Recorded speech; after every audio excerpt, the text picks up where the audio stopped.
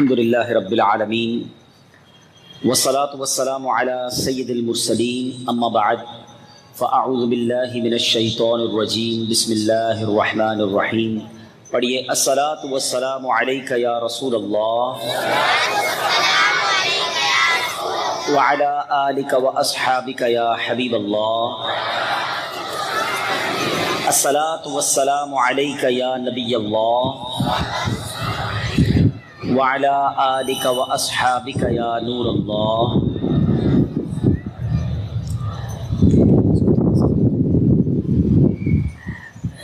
الحمدللہ عز وجل ہم اللہ کے گھر میں موجود ہیں. پہلے تو اعتکاف کی نیت کر لیتے ہیں. نویت سنت الاعتکاف. آج پنجاب کالونی کی پہاڑی والی مدینہ مسجد میں مبلغ دعوت اسلامی محمد عدنان عطاری مرحوم کے ایصال ثواب کے لیے یہ اجتماع رکھا گیا ہے. اللہ کریم مرحوم کو غریق رحمت فرمائے، ان کے درجات بلند فرمائے، جنت الفردوس میں اعلیٰ مقام عطا فرمائے. اس مسجد سے بھی اور عدنان بھائی سے بھی کافی گہرا تعلق رہا. ہمارا گھر بھی قریب ہی ہوتا تھا، تو مجھے اچھی طرح یاد ہے کہ یہاں پر اب پتہ نہیں وہ سلسلہ ہے کہ نہیں، اب تو کافی عرصہ ہو گیا اس علاقے سے گئے ہوئے، لیکن فجر کی نماز میں بھی یہاں صلاۃ و سلام پڑھا جاتا تھا. ابھی بھی ایسا ہی ہے ماشاءاللہ. اور یہ سال سے ہے، اور گھر میں بھی ہم ہوتے تھے تو صلاۃ و سلام کی آواز یہ پورے علاقے میں ماشاءاللہ گونجا کرتی تھی.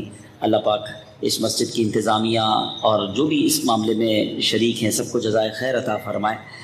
اور کافی پرانے چہرے بھی مجھے نظر آ رہے ہیں جن کے ساتھ ہم نے اس علاقے میں مدنی کام کیا. اور میرا خود بھی یعنی تنظیمی اگر کوئی کام کی ابتدا ہوئی تو P N T colony, Punjab colony, اسی علاقے میں بڑا ہوا. اور یہی باب رحمت مسجد ہے ابھی بھی ماشاءاللہ، وہاں ذیلی نگران تھا میں، وہاں درس دیا کرتا تھا. ہم الفلاح مسجد میں مدرسۃ المدینہ بالغان پڑھا کرتے تھے. ماشاءاللہ مجھے عبدالرؤوف بھائی، اظہر بھائی، محمد علی بھائی بھی نظر آئے، اور بھی پرانے چہرے نظر آ رہے ہیں. عدنان بھائی بھی ہمارے ساتھ ہی ہوتے تھے اور بہت ہی شفیق مہربان میرے نگران رہے، اور ان کے ساتھ بڑا اچھا وقت گزرا. ہمیشہ ان کو مسکراتا دیکھا، مجھے تو یاد نہیں پڑتا کبھی ان کو غصے میں دیکھا ہو. ایسے شفیق اور مہربان ہمارے نگران تھے، اور بڑی جوانی میں وہ دنیا سے چلے گئے. اللہ پاک ان کی مغفرت فرمائے، ان کے درجات بلند فرمائے. سرمایہ تھے دعوت اسلامی کا. کئی اسلامی بھائی ان کی وجہ سے مدنی ماحول میں آئے، ان کی شفقتیں تھیں. اور آج شاید وہ ہوتے تو دعوت اسلامی جس تیزی سے آگے بڑھ رہی ہے تو ان کا بھی یقیناً دعوت اسلامی کے کسی شعبے میں بڑا ہی کام ہوتا. بہرحال اللہ پاک جتنا انہوں نے کام کیا اس کو اپنی بارگاہ میں قبول فرمائے. اور اللہ مجھے اور آپ کو بھی ایسا بنا دے کہ ہمارے مرنے کے بعد لوگ ہمارے بارے میں اچھی بات کریں، اچھے الفاظ سے یاد کریں. اللہ کرے کوئی دین کا ایسا کام کر جائیں کہ مرنے کے بعد کوئی تو کہے کہ چلیں یہ کام انہوں نے کیا تھا، یا اس کی وجہ سے یہ نیکی ہو گئی. اللہ کرے اخلاص بھی ملے اور اللہ قبول بھی فرما لے، اور ہم سے ثواب جاریہ کے کام لے لے. مرنا تو ہم سب نے ہے. عدنان بھائی جلدی چلے گئے ہیں، ایکسیڈنٹ کی موت ہو گئی، ورنہ طبعی موت تو آنی ہے نا. اگر کوئی ایکسیڈنٹ سے بچ بھی گیا، کوئی حادثے سے بچ بھی گیا، پھر بھی جانا تو ہے ہی. تو جب جانا ہے تو کچھ کر کے جائیں نا، ایسا کر کے جائیں کہ مرنے کے بعد بھی ثواب کے تحفے قبر میں پہنچتے رہیں. اللہ مجھے اور آپ کو ایسی زندگی گزارنا نصیب فرمائے. اور کمال کا ماحول ہے دعوت اسلامی کا. کتنے سال ہو گئے عدنان بھائی کو؟ یہ تیسری برسی ہے. 3 سال ہو گئے. بزرگوں کی برسی تو مناتے ہوئے سنا ہے، مگر یہ علاقے والے بھی بڑا پیار کرتے ہیں، ان کے خاندان والوں سے بھی ماشاءاللہ. مجھے بھی جب دعوت ملی تو میں اسی لالچ میں آیا کہ ایک تو اپنے نگران کی یاد میں اجتماع رکھا گیا تو میں چلا جاؤں، دوسرا یہ کہ پرانے اسلامی بھائیوں سے ملاقات ہو جائے گی. تو میں یہ دیکھیے کتنا پیارا ماحول ہے. اور بھی لوگ دنیا سے جاتے ہیں، ہمارے خاندان میں کتنے چلے گئے. کہ اس طرح ہر سال کو اجتماع کرتا ہے، اس طرح ہر سال کو یاد کرتا ہے، تو یہ کمال ہے. تو ایسا ماحول دعوت اسلامی کا ہے. واقعی یہ اسلامی بھائی مرنے کے بعد بھی نہیں بھولتے ہیں. ان کے ساتھ رہیے، دعوت اسلامی کے کسی نہ کسی شعبے میں ساتھ رہی، کوئی نہ کوئی کام اپنے ذمے لے لیجئے، کوئی نہ کوئی ذمہ داری اپنے ذمے لیجئے ہیں. تو انشاءاللہ دنیا میں نہیں رہیں گے تو جب یہ اجتماع میں جائیں گے، یہ قافلوں میں جائیں گے، یہ کسی نیکی کے کام میں جائیں گے تو ہاتھ اٹھائیں گے تو یاد کر لیں گے کہ ہمارا ایک مرحوم دوست بھی تھا، ہمارا ایک مرحوم ساتھی بھی تھا جو ہمارے ساتھ یہ کام کرتا تھا. تو ہمارے لیے دعا کریں گے. اللہ تعالی ہمیں اچھی صحبت نصیب فرمائے. یہاں ان اسلامی بھائیوں کے لیے نوجوان بھی بیٹھے ہیں، ایک درس بھی ہے. سارے غور کر لیں جو یہاں بیٹھے ہیں اور جو مجھے سوشل میڈیا پہ براہ راست بھی سن رہے ہیں یا بعد میں سنیں گے، کہ ہم یہ غور کریں کہ ہمارے پاس ایسے دوست ہیں جو مرنے کے بعد ہمیں ایصال ثواب کریں. سارے اپنے دوستوں کے بارے میں غور کر لیں یعنی ہم میں سے کچھ کے دوست تو وہ ہوتے ہیں کہ جب ہم نماز پڑھنے جاتے ہیں تو مذاق اڑاتے ہیں، یار کیا ہو گیا مولوی بن گیا جب دیکھو نماز پڑھ رہا ہے۔ اجتماع کی بات کریں تو ہمیں ڈسکریج کرتے ہیں، تو ہماری حوصلہ شکنی کرتے ہیں۔ قافلے میں جانے کی بات کریں پھر مذاق اڑاتے ہیں۔ چہرے پہ داڑھی رکھ لیں تو دوستوں کو جناب پرابلم شروع ہو جاتی ہے۔ ایسے دوست کس کام کے جو مجھے اللہ رسول کے راستے پر جانے سے روکیں؟ وہ مرنے کے بعد کیا کریں گے میرے لیے؟ آپ سوچئے نا، اگر میرے دوست ایسے ہیں جن کو جنازہ ہی پڑھنا نہیں آتا تو میرے مرنے کے بعد تو میرا جنازہ بھی نہیں پڑھ سکیں گے۔ جن کو میت کو غسل دینا نہیں آتا، دوست اگر ایسے ہیں تو مرنے کے بعد مجھے غسل بھی نہیں دے سکیں گے۔ جن کو قرآن پڑھنے نہیں آتا، اگر میرے دوست ایسے ہیں تو مرنے کے بعد میری قبر پر فاتحہ بھی نہیں پڑھ سکیں گے۔ تو پھر ایسے دوست کس کام کے؟ دوست تو وہ اچھے نا کہ میں مر جاؤں تو مجھے ایصال ثواب کرے، نماز پڑھے میرے لیے دعا کرے، قرآن پڑھے میرے لیے دعا کرے، میری قبر پر آئیں وہاں فاتحہ پڑھیں۔ سوچئے ہم نے کیسے دوست اپنانے؟ دنیا سے ہم سب نے جانا ہے، دوستی وہ اچھی جو مرنے کے بعد بھی کام آئے۔ اللہ کرے کہ دل میں اتر جائے میری بات۔ اور دعوت اسلامی میں آپ کو ایسے دوست ملیں گے۔ دعوت اسلامی کا انوائرمنٹ ایسا ماحول ہے جس میں ماشاءاللہ اس طرح کے دوست ملتے ہیں جو یاد رکھتے ہیں۔ اللہ کرے کہ ہمیں اس ماحول میں استقامت بھی مل جائے اور ایسے دوستوں کا ساتھ بھی مل جائے۔ مجھے وہ حدیث یاد آ گئی، بیان تو کچھ اور موضوع لے کر آیا تھا لیکن چلیں بات چل پڑی ہے۔ مجھے ایک حدیث یاد آئی، حدیث پاک کا مضمون ہے کہ قیامت کے دن اللہ کے نیک بندے جو ہے نا وہ اللہ سے اس طرح جھگڑیں گے۔ حدیث کے الفاظ ہیں، ایک ہوتا ہے غصے والا جھگڑا اور ایک ہوتا ہے مان والا جھگڑا، پیار والا جھگڑا۔ بچہ بھی تو ماں سے الجھتا ہے نا، ضد کرتا ہے میرا یہ کام کر دو، وہ لڑائی نہیں ہو رہی ہوتی، بیسیکلی وہ پیار والا جھگڑا ہوتا ہے۔ تو فرمایا کہ ایسے اللہ کے نیک بندے ہوں گے جو اللہ کی بارگاہ میں کھڑے ہو جائیں گے اور عرض کریں گے یا اللہ تو نے ہمارے دوست کو جہنم میں ڈال دیا، جس نے ہم گواہی دیتے ہیں اس نے ہمارے ساتھ نماز پڑھی ہے، اس نے روزے رکھے ہیں، وہ ہمارے ساتھ تیری وحدانیت کا کلمہ پڑھتا تھا۔ ان بندوں کا اللہ کی بارگاہ میں اتنا بڑا مقام ہوگا کہ اللہ ان سے فرمائے گا جاؤ جا کر اپنے دوستوں کو جہنم سے نکال کے لے آؤ۔ وہ جائیں گے اور ہاتھ سے پکڑ کر اس کو اپنے دوست کو نکال کے لائیں گے اور جنت میں ساتھ لے جائیں گے۔ یہ حدیث جب میں نے پڑھی نا تو میں نے سوچا یار کوئی ایک دوست تو ایسا ہونا چاہیے، ایسا نیک ہونا چاہیے، ایسا عبادت گزار ہونا چاہیے کہ اگر خدا نہ خواستہ میرے برے اعمال کے سبب میرے بارے میں کوئی برا فیصلہ سنا دیا جائے تو وہ دوست تو اللہ کی بارگاہ میں کھڑا ہو جائے کہ مولا میں گواہی دیتا ہوں اس نے میرے ساتھ نماز پڑھی تھی، اس نے روزے رکھے تھے، اس نے میرے ساتھ قافلے میں سفر کیا تھا۔ تو ایسے دوست بنا لو نا، مدنی انعامات کے عاملین ہوں، تلاوت قرآن کرنے والے ہوں، واقعی نیک ہوں، تلاش کرو اور پھر ان کے ساتھ کچھ وقت گزار لو، حق کے صحبت ایسا بنا لو کہ قیامت کے دن اگر اللہ انہیں کوئی مرتبہ دے تو وہ ہمیں نہ بھول جائیں۔ اللہ تعالیٰ مجھے اور آپ کو ایسے دوست نصیب فرمائے۔ مل کر درود پاک پڑھ لیں، صلو علی الحبیب صلی اللہ تعالی علی محمد صلی اللہ علیہ وسلم۔ درود پاک پڑھنے کے بے شمار فضائل و برکات ہیں اور درود پاک پڑھنے کی فضیلت اور ہے، درود پاک لکھنے کی بھی فضیلت ہے۔ سبحان اللہ۔ آج وہ حدیث سناتا ہوں، سرور کائنات علیہ الصلوۃ والسلام کا فرمان ہے جس نے کتاب میں مجھ پر درود لکھا جب تک میرا نام اس میں رہے گا فرشتے اس کے لیے استغفار کرتے رہیں گے۔ آج کل لوگوں کی عادت ہوتی ہے وہ جب دیکھو کاغذ قلم لے کے کچھ نہ کچھ لکھتے رہتے ہیں، الٹا سیدھے ہی لکھتے رہتے ہیں، عجیب عجیب شکلیں بناتے رہتے ہیں، کاغذ بھی ضائع، قلم کی انک بھی ضائع۔ یہ نہ کریں۔ اگر آپ کی کوئی اچھی صاف ستھری ڈائری ہے، آپ کی چاہے اسکول کی ڈائری ہو، کوئی رجسٹر ہو، تو شروع میں اچھے انداز سے اس پر بسم اللہ الرحمن الرحیم اور درود پاک لکھ دیں، الصلاۃ والسلام علیک یا رسول اللہ، کوئی بھی درود پاک اچھے طریقے سے لکھیں۔ مگر جب لکھیں تو اب اس کتاب کا، اس کاپی کا ادب بھی کریں، وہ پھینکنے والی رف نہ ہو، لیکن جو آپ جس کو پراپر یوز کرتے ہیں، کاروبار کے لیے یوز کرتے ہیں یا جناب اپنے آفس میں، اپنے اسکول میں، جہاں یوز کرتے ہیں، مدرسے میں، تو اس پر لکھ دیں اور اس نیت سے لکھیں۔ بسم اللہ شریف کی بھی فضیلت یہی ہے، یعنی اس طرح کی فضیلتیں وہاں بھی ہیں کہ جب تک بسم اللہ شریف لکھا رہے گا برکتیں ملتی رہیں گی، درود پاک لکھا رہے گا انشاءاللہ فرشتے جو ہے وہ استغفار کرتے رہیں گے۔ تو یہ انشاءاللہ اگر ہماری نیت ہوگی تو انشاءاللہ اس کی برکتیں ملیں گی۔ اللہ تعالیٰ مجھے اور آپ کو درود پاک سے سچی محبت نصیب فرمائے۔ آئیے مل کر محبت کے ساتھ درود پاک پڑھ لیں، صلو علی الحبیب صلی اللہ تعالی علی محمد صلی اللہ علیہ وسلم۔ پچھلے دنوں یعنی اسی مہینے میں، ذو الحجہ کے مہینے میں، دو عظیم ایونٹ جو ہیں، دو عظیم موقع آئے اور ہر سال آتے ہیں جو ساری دنیا میں مسلمانوں کی نظروں میں ایک زبردست اسلامی تہوار ہوتے ہیں، ایک حج اور ایک قربانی۔ اللہ تعالیٰ سے دعا کرتے ہیں یا اللہ جن جن لوگوں نے حج کیا ان کا حج قبول فرما، جنہوں نے قربانی دی ان کی قربانی بھی قبول فرما۔ مگر ایک خوبصورت بات یہ ہے کہ ان دونوں تہواروں میں، ان دونوں ایونٹس میں ایک بہت بڑے عظیم اللہ کے نبی کی یادیں ہیں اور وہ ہیں اللہ کے خلیل حضرت ابراہیم علیہ السلام۔ آج کچھ حضرت ابراہیم علیہ السلام کے بارے میں سنتے ہیں۔ بہت سارے ہمارے اسلامی بھائی ایسے ہوتے ہیں جن کو دیگر انبیاء کے بارے میں اتنا نہیں پتہ ہوتا، حضرت ابراہیم کا مرتبہ کتنا اعلیٰ ہے اور وہ کتنے عظیم اللہ کے نبی ہیں، ان کے بارے میں آج سنتے ہیں۔ آپ کا مشہور نام ابراہیم ہے جو کہ اب الرحیم سے بنا ہے، جس کے معنی ہے مہربان باپ۔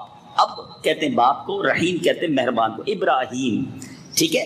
اور آپ چونکہ بہت مہربان تھے، جیسا کہ آپ کی سیرت میں اس کی مثالیں بکثرت آتی ہیں، یوں ہی آپ مہمان نوازی اور رحم و کرم میں بھی بڑے مشہور تھے، اس لیے آپ کو ابراہیم کہا جاتا ہے۔ آپ کا لقب خلیل اللہ ہے، یعنی اللہ کا دوست، اور آپ کی کنیت ابو الضیفان، یعنی بہت زیادہ مہمان نوازی کرنے والے، ابو الضیفان، بہت زیادہ مہمان نوازی کرنے والے۔ ایک روایت کے مطابق آپ کا نسب نامہ یہ ہے ابراہیم بن تارخ بن ناحور۔ اچھا، آپ کے والد کے بارے میں کچھ لوگ غلطی سے لکھ دیتے ہیں آزر۔ آزر آپ کے والد نہیں تھے، آزر جو ہے آپ کے چچا کا نام تھا۔ وہ والد تو آپ کے مسلمان تھے، چچا کافر اور بت پرست تھا۔ آزر جو ہے وہ غیر مسلم تھا، آپ کے والد جو تھے وہ مسلمان تھے۔ حضرت ابراہیم علیہ السلام کی ولادت نمرود بن کنعان کے دور میں ہوئی اور عراق کے شہر بابل کے نواحی قصبے میں ہوئی۔ آپ کے ولادت کا واقعہ بھی بڑا عجیب و غریب ہے۔ نمرود جو ہے وہ بڑا خطرناک بادشاہ تھا، بہت بڑی اس کی حکومت تھی، خدائی کا اس نے بھی دعویٰ کیا تھا، لیکن اب اس کے آس پاس جو جادوگر ہوتے تھے اس نے بتا دیا کہ تیری سلطنت میں ایک بچہ پیدا ہوگا جو تیری سلطنت کے زوال کا سبب بنے گا، کیونکہ نمرود نے خواب دیکھا تھا کہ ایک ستارہ طلوع ہوا جس کی روشنی کے سامنے سارے آفتاب و مہتاب جو ہیں وہ ماند پڑ گئے۔ اس نے جب اس کی تعبیر پوچھی تو کہا ایک ایسا بیٹا، ایک ایسا بچہ پیدا ہونے والا ہے جو تیری سلطنت کو زوال ڈال دے گا۔ اب نمرود نے کیا کیا؟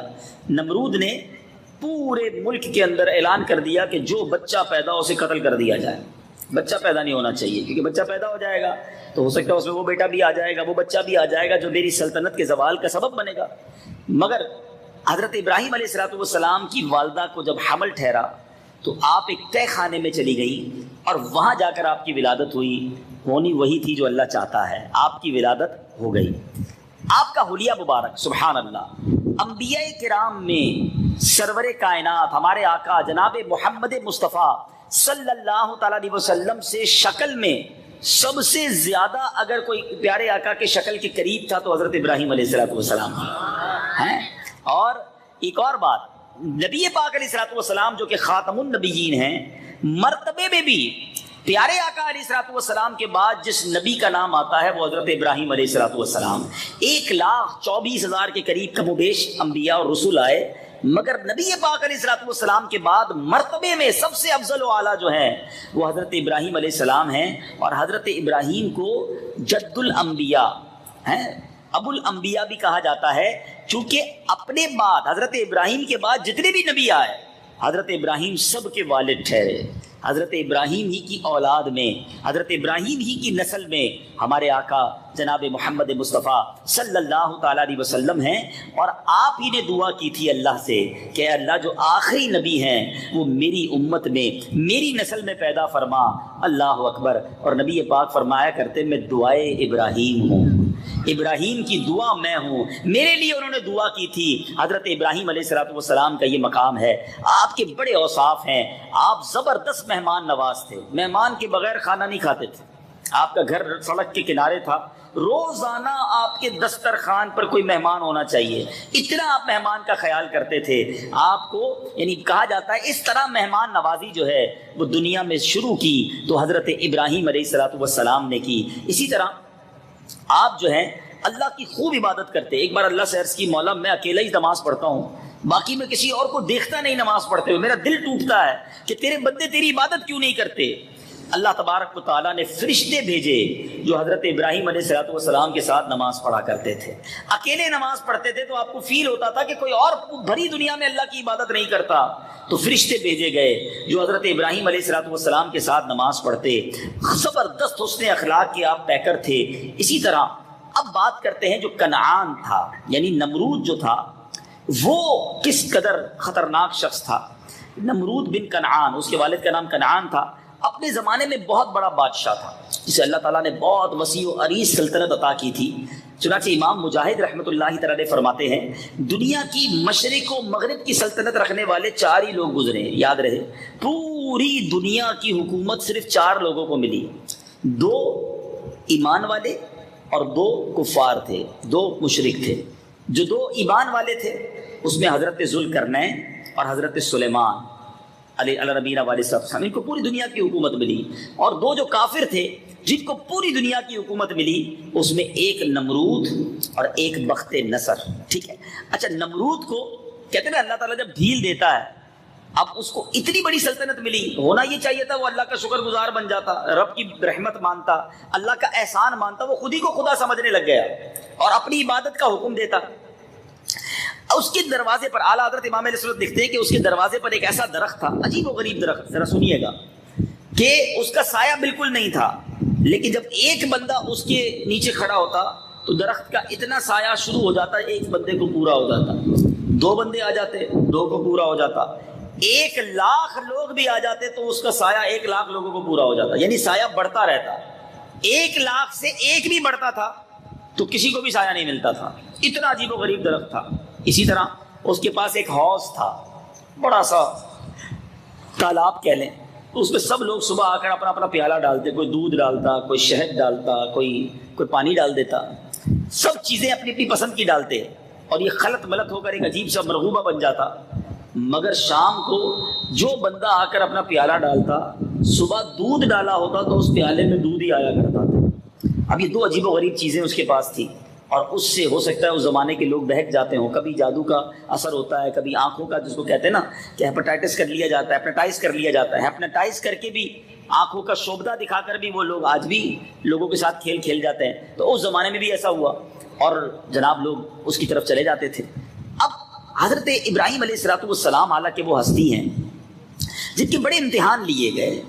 آپ کو جو ہم قربانی کرتے ہیں, آج تو ہم بکرے کی قربانی کرتے ہیں, گائے کی قربانی کرتے ہیں, اس زمانے میں حضرت ابراہیم سے قربانی مانگی گئی تھی بیٹے کی, اور وہ بیٹا کون تھا؟ حضرت اسماعیل علیہ السلام. اور حضرت اسماعیل علیہ السلام 99 سال کی عمر میں آپ کو ملے تھے. آپ کی اولاد نہیں تھی, آپ دعا کرتے رہتے تھے, اسمع یا ایل, اسمع یا ایل.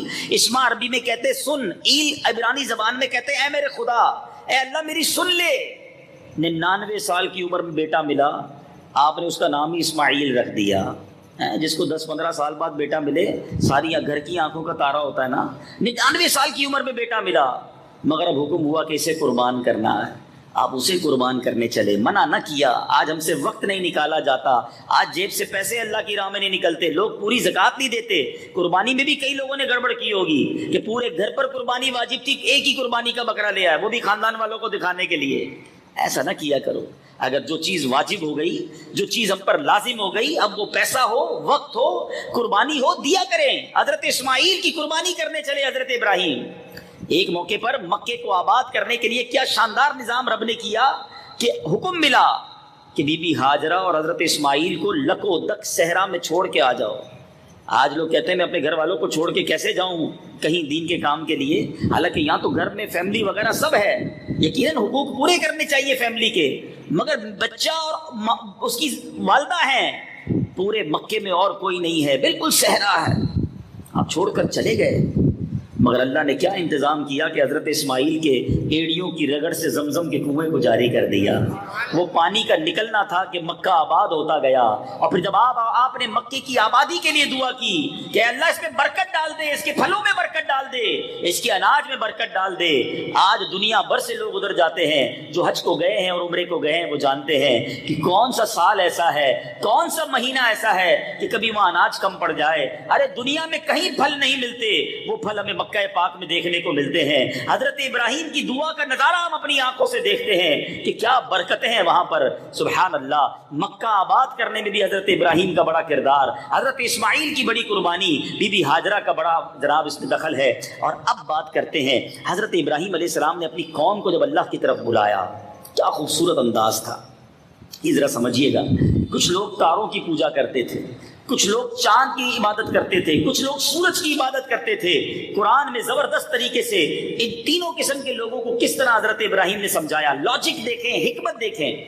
آپ نے قرآن فرماتا ہے کہ جب آپ نے دیکھا کہ کچھ لوگ جو ہے ستارے کی عبادت کر رہے ہیں, ستارہ دیکھا تو لوگوں سے کہا تم اس کی عبادت کرتے ہو. قرآن میں کیا کہا؟ فَلَمَّا جَنَّ عَلَيْهِ اللَّيْلُ رَأَىٰ كَوْكَبًا. پھر جب ان پر رات کا اندھیرا چھایا تو ایک تارا دیکھا. قال هذا ربی, فرمایا کہ کیا تم اسے میرا رب ٹھہراتے ہو؟ اب جب صبح ہوئی, اجالا ہوا تو تارا چھپ گیا. تو آپ نے فرمایا فلما افل قال لا احب الافلین. جب وہ ڈوب گیا تو فرمایا میں ڈوبنے والوں کو پسند نہیں کرتا ہوں. وہ رب کیسے ہو سکتا ہے جو صبح ہوئی تو چھپ گیا. اب صبح ہوئی تو اس کے بعد پھر رات آئی تو چاند دیکھا. کچھ لوگ چاند کی پوجا کرتے تھے. آپ نے فرمایا فلما رأى القمر بازغا قال هذا ربی. پھر جب چاند دیکھا چمکتا ہوا تو فرمایا کیا میرا رب اسے کہتے ہو؟ فلما افل قال لئن لم يهدني ربي لأكونن من القوم الضالين. جب وہ ڈوب گیا, صبح ہوئی تو چاند بھی غائب ہو جاتا ہے نا, جب وہ ڈوب گیا تو فرمایا اگر مجھے میرے رب نے ہدایت نہ دی ہوتی تو میں بھی گمراہ لوگوں میں سے ہوتا. فلما رأى الشمس بازغة قال هذا ربي. اب سورج کو پوجا کرنے والوں کو کہا کہ جب سورج کو چمکتا ہوا دیکھا تو فرمایا اسے میرا رب کہتے ہو؟ هذا اکبر, یہ تو سب سے بڑا ہے. فلما افلت قال یا قوم انی بریء مما تشرکون. شام ہوئی تو سورج بھی غروب ہو گیا نا. تو آپ نے فرمایا میری قوم میں ان چیزوں سے بیزار ہوں جنہیں تم اللہ کا شریک ٹھہراتے ہو. سب کو سمجھایا, پریکٹیکل کر کے بتایا. اب جو بتوں کی پوجا کرتے تھے ان کے ساتھ بھی کمال کیا آپ نے. اس قوم نے بڑا آپ کو اپنی طرف بلانے کی کوشش کی, آپ ان کی باتوں میں نہ آتے. ایک بار قوم کے سارے لوگ میلے میں گئے تھے, آپ ان کے بت خانے میں گئے, دیکھا اتنے سارے بت اپنے ہی ہاتھ سے اپنے خدا بنائے اور انہی کی پوجا کر رہے ہیں. آپ نے کلاڑا اٹھایا, کسی کا ہاتھ توڑ دیا, کسی کا پیر توڑ دیا, کسی کا سر توڑ دیا, اور جو سب سے بڑا بت تھا اس کے کاندھے پہ کلاڑا رکھ کے باہر آ گئے. جب قوم کے لوگ واپس آئے تو ان کی تو حالت خراب ہو گئی. دیکھا کہ یہ کیا ہوا ہمارے خداؤں کے ساتھ جن کی ہم پوجا کرتے ہیں کہ تو ہاتھ پیر ٹوٹے ہوئے ہیں. کس نے کیا؟ سارے لوگ غصے میں بھر گئے, کس نے کیا؟ ایک نوجوان ہے جو ہمارے بتوں کی پوجا نہیں کرتا, وہ اللہ وحدہ کی بات کرتا ہے, اسی کو بلاؤ, اسی نے کیا ہوگا. حضرت ابراہیم کو بلایا گیا. حضرت ابراہیم سے کہا کہ یہ کس نے کیا ہے؟ آپ نے فرمایا یہ تمہارا جو بڑا ہے اسی سے پوچھ لو نا, سب سے بڑا ہے, اسی کے کاندھے پہ کلاڑا رکھا, اسی سے پوچھ لو. اب قوم کہتی ہے کہ یہ تو جواب تھوڑی دے سکتا ہے, یہ کہاں بتا سکتا ہے, یہ باتیں تھوڑی کرتے ہیں. ذرا غور کیجئے کتنا خوبصورت ایک ڈیمانسٹریشن, ایک مظاہرہ کر کے سمجھایا. اب حضرت ابراہیم نے جو ان سے بات کی, قرآن کے الفاظ ہیں. آپ کہتے ہیں قال افتعبدون من دون اللہ ما لا ينفعکم شیئا ولا یضرکم. کیا تم اللہ کے سوا ایسے کو پوچھتے ہو جو نہ تمہیں نفع دے سکے نہ نقصان پہنچا سکے؟ اف لکم, تف ہے تم پر. ولما تعبدون من دون اللہ, تم اللہ کے سوا کسی اور کو پوچھتے ہو. افلا تعقلون, تمہیں عقل نہیں ہے؟ کتنا شاندار مظاہرہ تھا کہ جب یہ اپنے آپ کو توڑنے سے نہیں بچا سکتے تمہیں کیا بچائیں گے؟ تم ان کی پوجا کرتے ہو اللہ کو چھوڑ کر. ہونا کیا چاہیے تھا, عقل ہوتی تو مان لیتے کہ تم صحیح کہتے ہو, ہم غلط تھے, ہم کلمہ پڑھتے ہیں, ہم ایمان لاتے ہیں. مگر کیا کیا اس قوم نے؟ آج بھی ایسے لوگ موجود ہیں, دلیل دو, ثابت کر دو, حقیقت سامنے لے آؤ, پھر بھی آنکھوں پر پردے پڑے ہوتے ہیں, دلوں پر مہر لگی ہوتی, نہیں مانتے. اس قوم نے بھی نہیں مانا. ماننے کی بجائے اعلان کیا کہ ان کو پکڑو اور آگ میں جلا دو, اپنے دین کو بچاؤ, اپنے خداؤں کی مدد کرو اور ان کو پکڑ کر جلا دو. یہ بھی قرآن میں الفاظ موجود ہیں, حرقوہ وانصروا آلہتکم ان کنتم فاعلین. ان کو جلا دو اور اپنے خداؤں کی مدد کرو اگر تمہیں کرنا ہے. اب کیا ہوا؟ اب حضرت ابراہیم علیہ السلام کو گویا گرفتار کیا گیا اور ایک بہت بڑی آگ لگائی گئی. اتنی بڑی آگ تھی کہ پرندہ بھی اوپر سے گزرتا تھا تو وہ جل جاتا تھا, دور دور تک آگ کے شعلے. یعنی کہا جائے تو غلط نہ ہوگا کہ تاریخ کی ایک بڑی آگ لگی تھی. اب آگ میں ڈالیں کیسے؟ اتنا قریب جا کر آگ میں ڈالیں گے تو ڈالنے والے بھی جل جائیں گے. تو اب اس زمانے میں جیسے آج کل توپ ہوتی ہے نا، گولا پھینکا جاتا ہے، گوپن کہلاتی تھی، آپ کو اس کے ذریعے اس آگ میں پھینکا جانے لگا. تو جب آپ کو آگ میں پھینکا جانے لگا تو اللہ کی ساری مخلوق، جانور، چرند پرند اللہ سے عرض کرنے لگے مولا دنیا میں تیرا ایک ہی نام لینے والا ہے، اگر آج اسے بھی جلا دیا گیا تو تیرا کوئی نام لینے والا نہ ہوگا، مولا تو ہمیں اجازت دے ہم ابراہیم کی مدد کریں. اللہ کی طرف سے کیا فرمان ہوا کہ ابراہیم میرا بندہ ہے، میرا خلیل ہے، اگر یہ تم سے مدد مانگے تو کر لو مدد، ورنہ میں اس کے لیے کافی ہوں. تو حضرت ابراہیم علیہ الصلوۃ والسلام کے پاس پانی کا فرشتہ حاضر ہوا کہ حضور ہمیں اجازت دیں ہم بارش برسا کر ابھی اس آگ کو بجھا دیتے ہیں. پانی کا فرشتہ تو بارش برسا دیتا. ہوا کا فرشتہ آیا کہ حضور اجازت دیں میں تیز آندھی چلاتا ہوں، یہ پوری آگ بجھ جائے گی. آپ نے فرمایا مجھے تمہاری کوئی ضرورت نہیں ہے، مجھے تمہاری مدد کی ضرورت نہیں ہے. اب آپ کو آگ میں بالکل پھینک دیا گیا. جیسے ہی اب آگ کے قریب پہنچے اب جبریل امین حاضر ہوئے، عرض کرتے حضور میری کوئی خدمت کی حاجت ہے، کوئی سروس میرے لیے. آپ نے فرمایا مجھے تمہاری کوئی ضرورت نہیں. کہا پھر ایک کام کرے اللہ سے تو عرض کر دیں، آپ ہم سے مدد نہیں مانگ رہے، اللہ سے تو کہہ دے وہ آپ کی مدد فرمائے. اب ذرا سنیے گا جو آج میرے بیان کا موضوع ہے، جو میں آج آپ کو درس اور پیغام دینے آیا ہوں، کہ جبریل امین نے حضرت ابراہیم سے کہا کہ آپ ہم سے مدد نہیں مانگ رہے، آپ اللہ سے تو عرض کر دیں نا. آپ نے فرمایا اللہ دیکھ رہا ہے جو میرے ساتھ ہو رہا ہے، وہ میرا مالک ہے، وہ خالق ہے، وہ مجھے میرے لیے بہترین فیصلہ کرنے والا ہے، وہ جو بہتر چاہے گا وہ کرے گا، مجھے کیا ضرورت ہے اسے کہنے کی. اللہ اکبر. یہ توکل کا وہ لیول تھا، اللہ پر بھروسے اور اللہ پر یقین کا وہ معیار تھا کہ آج یقیناً دعا مانگنا بڑی اچھی بات ہے، مگر انسان اگر یہ سوچ لے کہ اگر میں مشکل میں ہوں اور میں اسی پر صبر کر لوں تو یہ بھی تو رب کی طرف سے آئی ہے نا.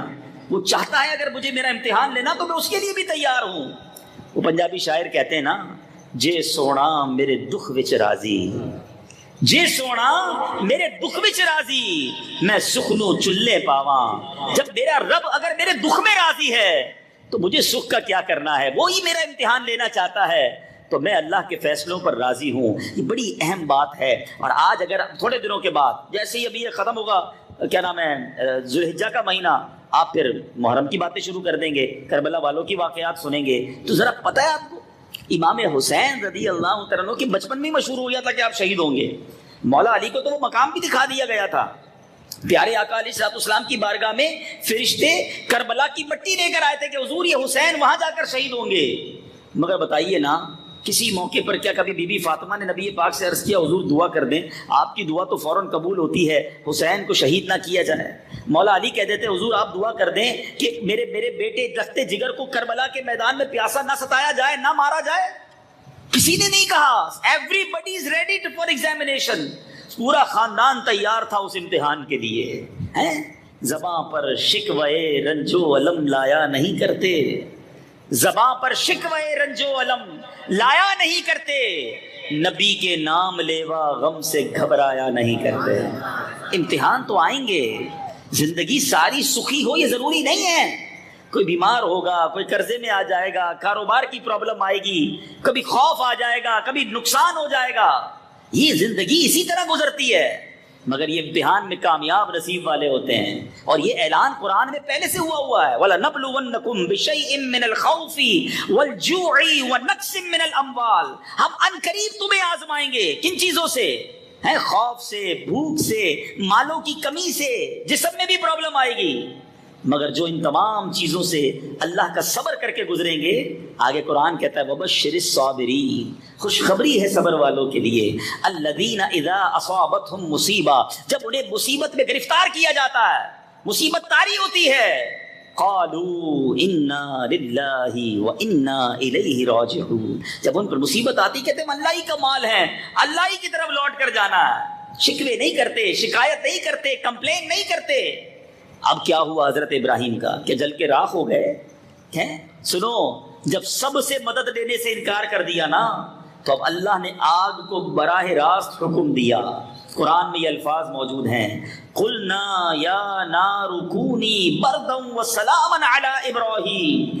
ہم نے فرمایا اے آگ ہو جا ٹھنڈی اور سلامتی ابراہیم پر. حضرت ابراہیم اس آگ میں ایک روایت کے مطابق 40 دن رہے، جس کے قریب سے پرندہ گزرتا تھا تو جل جاتا تھا، مگر آپ 40 دن کے قریب اس آگ میں رہے، جو رسیاں باندھی تھی وہ رسیاں تو جل گئیں، آپ کا بال بھی بیکا نہیں ہوا، بالکل صحیح سلامت آپ باہر آتے ہیں۔ اچھا، یہ توکل اتنا تھا، حوصلہ اتنا تھا، اللہ پر بھروسہ اتنا تھا۔ اس وقت آپ کی عمر کتنی تھی؟ ایک روایت کے مطابق اس وقت جس وقت آپ کو آگ میں پھینکا گیا نا، آپ کی عمر مبارک 16 یا 20 برس تھی۔ ذرا سوچئے اس جوانی کے عالم میں اللہ پر بھروسہ کیسا تھا، اللہ پر یقین کیسا تھا۔ بڑی خوبصورت بات شاعر کہتے ہیں نا، اگر آج بھی ہو ابراہیم سا ایمان پیدا، بات اس یقین کی ہے، اس ایمان کی ہے، اگر آج بھی حضرت ابراہیم جیسا ایمان مل جائے تو کیا ہوگا؟ اگر آج بھی ہو ابراہیم سا ایمان پیدا، آگ کر سکتی ہے انداز گلستان پیدا، آج بھی آگ گلزار بن جائے گی اگر حضرت ابراہیم والا ایمان اس کا ذرہ ہی مل جائے۔ ایک اور خوبصورت بات، یہ عقل سے فیصلہ نہیں تھا، ہر چیز عقل سے نہ ڈیسائیڈ کیا کرو۔ عقل تو کہتی تھی آگ میں جائیں گے جل جائیں گے، جل کے راکھ ہو جائیں گے، مگر عشق نے کہا یہ امتحان ہے، اور عشق والے ہی اس امتحان میں کامیاب ہوتے ہیں۔ شاعر کہتے ہیں نا، شاعر مشرق نے کہا، بے خطر کود پڑا آتش نمرود میں عشق، عقل تھی محو تماشائے لبے بام، ابھی عقل سوچتی رہ گئی اور بے خطر آگ میں جو ہے عشق نے فیصلہ کر لیا۔ عقل والوں کے نصیبوں میں کہاں ذوق جنون، عشق والے ہیں جو ہر چیز لٹا دیتے ہیں۔ تو بہرحال میرے بیچ اسلامی بھائیو، یہ قرآنی واقعہ ہے، اس کو پڑھیے، قرآن سے پڑھیے۔ میں نے تو آپ کو اس کی سمری بیان کی ہے، میں آپ کو قرآن پاک کا پارہ بتا دیتا ہوں، 17ویں پارے سورہ انبیاء میں آپ کو یہ پورا واقعہ ملے گا، اس کا ترجمہ پڑھیں، اس کی تفسیر پڑھیں تو ایمان تازہ ہو جائے گا۔ اب یہاں جو ایک اور بات سیکھنی ہے کہ ہمیں اپنی زندگی میں اللہ پر بھروسہ کرنا سیکھنا ہے، توکل کرنا سیکھنا ہے۔ جن کو توکل کی نعمت مل جاتی ہے نا، وہ بڑے بڑے امتحانات سے گزر جاتے ہیں۔ آج مسئلہ یہی تو ہے، ہم سب پر بھروسہ کرتے ہیں، ہم رب پر بھروسہ نہیں کرتے۔ ہم کہتے ہیں یار فلاں منسٹر سے دوستی ہو جائے گی نا، فلاں صاحب ثروت فلاں سیٹ سے دوستی ہو جائے گی، فلاں بندے سے رابطہ ہو جائے گا تو مشکل میں کام آئے گا، اپنے ذرا مشکل میں آسانی ہو جائے گی۔ دنیا والوں میں ہم اپنی مشکل کا حل ڈھونڈتے ہیں، ہم اللہ کی بارگاہ میں سر نہیں جھکاتے، ہم اللہ پر یقین نہیں کرتے، ہم رب پر بھروسہ نہیں کرتے۔ توکل کس چیز کا نام ہے؟ توکل اس کو کہتے ہیں کہ بندہ اسباب پر نہیں، خالق کے اسباب پر یقین رکھے۔ بندہ یہ سوچتا ہے کہ یار پیسے ہوں گے نا تو سارے غم دور ہو جائیں گے، بیمار ہوں گا تو علاج کروا لوں گا، پیسے ہوں گے تو مشکل گھڑی میں کام آ جائیں گے، پریشانی دور ہو جائے گی، مکے مدینے بھی جانا ہوگا تو پیسے ہوں گے تو حج پہ بھی چلا جاؤں گا، عمرے پہ بھی چلا جاؤں گا۔ یہ بہت بڑی بے وقوفی ہے، یہ زبردست شیطان کا وار ہے۔ اگر پیسے سے ہی علاج ہوتا نا تو دنیا کا کوئی امیر بیمار نہ ہوتا، پیسے سے ہی بندہ خوشحال ہوتا تو دنیا کا کوئی امیر غمگین نہ ہوتا۔ اور آپ سمجھتے ہیں پیسے سے مکے مدینے جاتے ہیں، یہ بھی بھول ہے آپ کی۔ بہت سارے کروڑ پتی لوگ ہیں، ساری دنیا دیکھی ہے مگر مدینہ نہیں دیکھا، اور بہت سارے ایسے غریبوں کو میں نے دیکھا ہے جن کے پاس رہنے کو گھر نہیں ہے، آقا انہیں بار بار بلا رہے ہیں۔ کہاں کا منصب، کہاں کی دولت، قسم خدا کی ہے یہ حقیقت، جنہیں بلایا ہے مصطفیٰ نے وہی مدینے کو جا رہے ہیں۔ تو مال و اسباب یہ سب کچھ نہیں ہے، اللہ جسے چاہے اس پر رحمت فرماتا ہے، اس پر کرم فرماتا ہے۔ ہمیں رب عز و جل پر بھروسہ کرنا ہے، اور ہمیں اللہ تبارک و تعالیٰ کے فرمان پر، اللہ کے جو بھی فیصلے ہیں اس پر ہم نے یقین رکھنا ہے۔ تو انشاءاللہ اگر یہ ہمارا ذہن ہوگا تو مشکل گھڑی میں بھی آپ کو تکلیف نہیں ہوگی۔ مثال کے طور پہ آپ کسی کام کی توجہ چاہتے ہیں، آپ چاہتے ہیں کام ہو جائے اور وہ کام نہیں ہوتا تو کیا ہوگا؟ جب وہ کام نہیں ہوگا تو آپ کو تکلیف ہوتی ہے، یار میرا یہ کام نہیں ہوا، نوکری نہیں لگی، میرا پراپرٹی نہیں ملی، میرا وہ کام نہیں ہوا۔ لیکن جس کو اللہ سے محبت ہو جائے گی نا، جس کو اللہ پر یقین ہو جائے گا، اس کا کام نہیں ہوگا تب بھی وہ سکون میں رہے گا کہ اللہ نے نہیں کیا، یہی میرے لیے بہتر ہوگا۔ مجھے بتائیے، میری ماں اور میرے والد، آپ کے بھی والدین ہمارے بارے میں کبھی برا فیصلہ کر سکتے ہیں؟ نیگیٹو سوچ سکتے ہیں؟ ماں باپ نے جب بھی سوچا ہمارے لیے اچھا ہی سوچا، تو جب میرے ماں باپ میرے لیے اچھا فیصلہ کر رہے ہیں تو کیا میرا رب میرے بارے میں غلط فیصلہ فرمائے گا؟ جو میرے لیے بہتر ہوگا میرا رب وہ فرما رہا ہے، مجھے نہیں پتا، اللہ جانتا ہے، تم نہیں جانتے۔ اللہ نے قرآن میں فرمایا ہے ہم نہیں جانتے ہمارے لیے کیا بہتر ہے، اللہ جانتا ہے کیا بہتر ہے. بھروسہ کرنا سیکھو. حدیث پاک کا مضمون ہے جب تم اللہ پر بھروسہ کرو جیسا بھروسہ کرنے کا حق ہے, اللہ تمہیں وہاں سے روزی دے گا, ایسے روزی دے گا جیسے پرندوں کو روزی دیتا ہے. سارے پرندے صبح گھر سے نکلتے ہیں نا گھونسلے سے, خالی پیٹ ہوتے ہیں, کروڑوں پرندے نکلتے ہیں, شام سارے پیٹ بھر کر واپس آتے ہیں اور انہیں یہ ٹینشن نہیں ہوتی کل کیا ہوگا. ابھی بقرہ عید میں آپ نے جانور پالے ہوں گے, کبھی دیکھا کسی بکرے نے کسی گائے نے آپ نے چارہ کھلایا ہو, اس نے ٹوکری پیچھے کر لی ہو کہ یہ کل کے لیے رکھوں گا, اس کو کوئی ٹینشن نہیں ہے, اس کو پتا ہے آج اللہ نے کھلایا کل بھی اللہ نے کھلانا ہے. یہ ایک انسان ہی ہے جس کو ٹینشن ہی رہتی ہے, جس کو بھروسہ ہی نہیں آتا. ہمارے گھر بھرے ہوئے ہیں, فریج بھرے ہوئے ہیں, جیب بھری ہوئی ہے, پھر بھی ٹینشن ہوتی کل کیا ہوگا, پرسوں کیا ہوگا, مہینے بعد کیا ہوگا. ارے اللہ کے بندو, اللہ پر بھروسہ رکھو. جس نے پیدا کیا ہے وہی کھلائے گا, اس نے روزی کا وعدہ کیا ہے, اس نے سارے معاملات اس کے سپرد کر دو.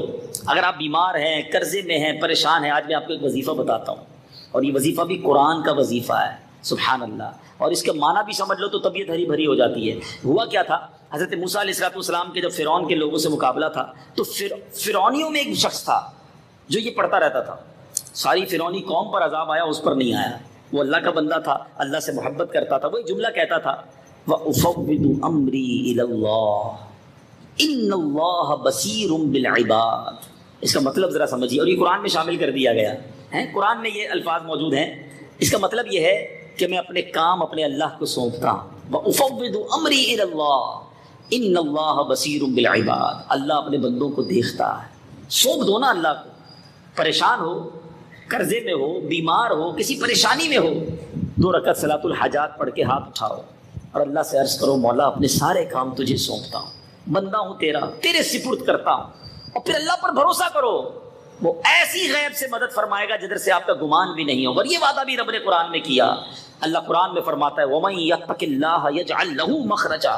جو اللہ سے ڈرے اللہ اس کے لیے نجات کا راستہ نکالے گا. بالکل نکلے گا راستہ. پہلے اللہ سے ڈرنا, اللہ سے بھروسہ کرنا سیکھ جاؤ, اللہ کی بات ماننا سیکھ جاؤ, پھر کیا ہوگا, وَيَرْزُقْهُ مِنْ حَيْثُ لَا يَحْتَسِبُ. اللہ ادھر سے روزی دے گا جدھر سے گمان بھی نہیں ہوگا, ہم سوچ بھی نہیں سکیں گے, اللہ ادھر سے روزی عطا فرمائے گا. اور اللہ قرآن میں فرماتا ہے, وَمَن يَتَوَكَّلْ عَلَى اللَّهِ فَهُوَ حَسْبُهُ. جو اللہ پر بھروسہ کرے اللہ اس کے لیے کافی ہے. اللہ وہ بھروسہ عطا کر دے. آج کے اس اجتماع کی برکت سے کاش میں اور آپ رب سے محبت کرنے والے بن جائیں, اللہ پر بھروسہ کرنے والے بن جائیں. امتحان آئیں گے, سخی کوئی نہیں ہے دنیا میں, یاد رکھنا. اگر زندگی میں سکون چاہیے نا تو اپنے سے زیادہ دکھی کو دیکھ لو, اپنے سے زیادہ پریشان کو دیکھ لو, آپ کو پھر بھی شکر کرنے کا جی چاہے گا. اگر آپ چھوٹے گھر میں رہتے ہو تو جھوپڑی میں رہنے والے کو دیکھ لو, جھوپڑی میں رہتے ہو تو روڈ پہ سونے والے کو دیکھو. ارے روڈ پہ سونے والا بھی ہاسپٹل کے بستر پر پڑے ہوئے شخص کو دیکھے کہ ٹھیک ہے میں زمین پر سوتا ہوں, وہ تو اسپتال میں نالیاں لگی ہوئی ہیں, اور جناب وہ کیسے کھاتا ہے, کیسے استنجا کرتا ہے, طرح طرح کی بیماریوں میں لوگ گرفتار ہیں. ارے جو بندہ آزاد ہے وہ قیدی کو دیکھے کہ لوگ جیلوں میں پڑے ہیں, سالوں سے پڑے ہیں. یہ عید آپ نے اپنے گھر والوں کے ساتھ منائی ہے, رمضان اپنی فیملی کے ساتھ منایا ہے. قید میں لوگوں نے رمضان بھی جیل میں منایا, عید بھی جیل میں منائی. سوچو کیسے گھر یاد آتا ہوگا. خدارا اللہ کا شکر ہر حال میں کریں. ہم سے زیادہ لوگ پریشان ہیں, ہم سے زیادہ لوگ دکھی ہیں. ہم کیوں آگے والے کو دیکھ کر پریشان ہوتے ہیں؟ ارے اپنے سے پیچھے والے کو دیکھو, اللہ نے کروڑوں سے اچھا بنایا ہے. ایک بزرگ کے بارے میں آتا ہے, وہ کہیں سڑک پر جا رہے تھے, پیر میں چپل نہیں تھے. کہ یا اللہ تو نے مجھے چپل بھی نہیں دیے. قریب سے ایک اور بندہ گزرا جس کے پیر ہی نہیں تھے. آپ نے اللہ کا شکر ادا کیا, یا اللہ تیری مہربانی, معاف کر دے مولا, شکوہ کیا میں نے, مجھے چپل نہیں دی, تو اس کو تو پیر ہی نہیں ہے. تو اگر کسی تکلیف میں ہو, پریشانی میں ہو, اپنے سے کمتر لوگوں کو دیکھو اور ہر حال میں اللہ کا شکر ادا کرے. اللہ نے مجھے اور آپ کو کروڑوں سے اچھا بنایا ہے, یقین کرو کروڑوں سے اچھا بنایا ہے. اور جو شکر ادا کرتا ہے اللہ اسے اور عطا فرماتا ہے. یہ بھی اللہ نے قرآن میں وعدہ کیا ہے, لَإِن شَكَرْتُمْ لَأَزِيدَنَّكُمْ. تم میرا شکر ادا کرو میں تمہیں اور عطا کروں گا. کرو تو صحیح شکر. ادھر تو شکوے ہی ختم نہیں ہوتے. جس کے پاس جاؤ کیا حال ہے, بندہ پوچھ کے پچھتا رہا ہوتا ہے, یار کیوں پوچھ لیا اس سے. اب وہ شروع ہو جائے گا, بہت برا حال ہے جناب, کاروبار بھی ٹھپ ہو گیا, طبیعت بھی صحیح نہیں ہے, گھر بھی خراب ہے, یہ بھی پریشانی, وہ بھی. ارے بھائی کوئی شکر کا کوئی ایک جملہ تو نکلے زبان سے. استغفر اللہ. نہ کرو ایسا. شکر گزار بندے بن جاؤ. نہ شکر اللہ کو پسند نہیں ہے. تو آج کے بعد ناشکری نہیں کریں گے انشاءاللہ. نیت کر لیں انشاءاللہ ہر حال میں اللہ کا شکر, زبان پر شکوہ نہیں آنا چاہیے. آپ شکر ادا کرنے والے بنو, زندگی کے مزے اٹھاؤ گے انشاءاللہ. اللہ آپ کو اور مجھے اپنے شکر گزار بندوں میں شامل فرما لے. اللہ مجھے اور آپ کو توکل کرنے والے بندوں میں بنا دے. اللہ اپنی محبت ہم سب کو عطا کر دے, اس کے فیصلوں پر یقین نصیب کر دے, اس کے فیصلوں پر اطمینان نصیب کر دے. اور جس کو یہ دولت نصیب ہو جاتی ہے اس کی زندگی پرسکون ہو جاتی ہے, وہ بڑی خوشحال لائف گزارتا ہے. اللہ مجھے اور آپ کو ایسی زندگی عطا فرمائے. جن کو توکل نہیں ہوتا, جن کو بھروسہ نہیں ہوتا, وہی حرام روزی کی طرف جاتے ہیں, وہی چوری کی طرف جاتے ہیں, ڈکیتی کی طرف جاتے ہیں, رشوت اور ملاوٹ کا کام کرنے کی طرف چلے جاتے ہیں, کیونکہ وہ سمجھتے ہیں یار اس طرح تو زندگی کیسے گزرے گی, تھوڑے تھوڑے پیسے بنا کر میں کب امیر بنوں گا. انہیں اللہ پر بھروسہ ختم ہو جاتا ہے, اس لیے وہ شارٹ کٹ کی طرف جاتے ہیں. نہیں میرے بیچ اسلامی بھائیوں, اللہ نے جو میرے نصیب میں لکھا ہے, ایک آخری جملہ ہو سکے تو یاد کر لو, ایک جملہ یاد کر لو کہ جو میرے نصیب میں لکھا ہے وہ مجھ سے کوئی چھین نہیں سکتا, اور جو میرے نصیب میں نہیں ہے وہ مجھے کوئی دے نہیں سکتا. جو میرے نصیب میں ہے وہ مجھے مل کر رہے گا.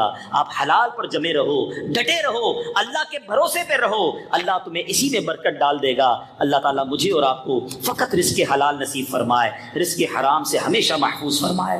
آخر میں ایک بار پھر دعا گو ہوں, اللہ کریم ہمارے عدنان بھائی کی مغفرت فرمائے اور ان کے درجات بلند فرمائے. اور آپ سے گزارش کروں گا کہ آپ بھی دعوت اسلامی کے ماحول سے وابستہ رہیں, جہاں انبیاء, صحابہ, اولیاء, اہل بیت کی محبت ہمارے دلوں میں ڈالی جاتی ہے. آج اللہ کے خلیل حضرت ابراہیم کی باتیں سنی ہیں, کیا خوبصورت ان کی زندگی اور کیسی سبق آموز لائف ہے. اللہ اس سے مجھے اور آپ کو سبق لینا نصیب فرمائے. اور میں دعوت اسلامی کے مدنی قافلے, سبحان اللہ, یہ زبردست ذریعہ ہیں اپنے اندر اپنی تربیت کے لیے. اور سبحان اللہ محرم میں ایک مدنی قافلوں کی ریل پیل ہوتی ہے. جب ہم بھی اس علاقے میں تھے اس زمانے میں بھی ہم مدنی قافلوں میں, عدنان بھائی کے ساتھ بھی کئی مدنی قافلوں میں مجھے سفر کرنے کا موقع ملا. ہم پہلے غالباً مہراب پور جاتے تھے, اس میں بھی ہم ساتھ جاتے تھے, اور اس کے بعد بھی کئی شہروں میں جانا ہوا. تو اب ماشاءاللہ ہمارے اس علاقے سے مدینۃ الاولیاء ملتان, سبحان اللہ, پہلے ملتان ہم 3 دن اجتماع کے لیے جاتے تھے. چلیں بھائی اس کی بھی یاد تازہ ہو جائے گی. تو ملتان شریف 7 سپٹمبر کو قافلے روانہ ہو رہے ہیں, تو نیت کریں انشاءاللہ. اس میں ایک نیت یہ بھی شامل کر لیتے ہیں کہ اس قافلے کا ثواب جو بھی سفر کریں وہ اہل بیت اطہار امام حسین رضی اللہ تعالیٰ عنہ, حضرت ابراہیم کا بھی اصالہ ثواب کر لیں. اور ہمارے مبلغ دعوت اسلامی مرحوم عدنان بھائی, اور بھی ہمارے کئی مبلغین یہاں سے, ہمارے کاشف بھائی بھی وصال ہوا, اور بھی اسلام بھائی یہاں سے, ریحان بھائی, جی ریحان بھائی کا وصال ہوا, اور بھی جو ہمارے ساتھی دنیا سے رشتہ دار چلے گئے, سب کے اصالہ ثواب کی نیت کر لیں. تو سفر کریں گے انشاءاللہ قافلے میں. دعا کرتا ہوں یا اللہ جو اس بار محرم میں مدنی قافلے میں سفر کرے اسے حج کی سعادت نصیب فرما, جلدی جلدی مدینہ دکھا دے. تو ہمت کریں اور انشاءاللہ مدنی قافلے میں سفر کریں. اللہ پاک ہم سب کو عمل کرنے کی توفیق عطا فرمائے. صلو علی الحبیب.